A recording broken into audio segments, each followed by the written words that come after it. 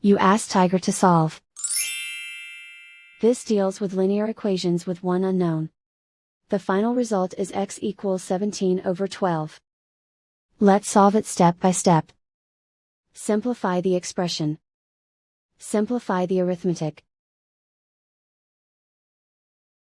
Group all constants on the right side of the equation. Subtract 1 from both sides. Simplify the arithmetic.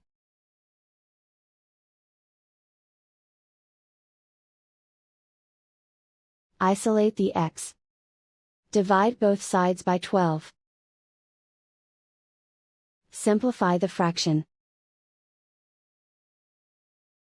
And so the final result is x equals 17/12.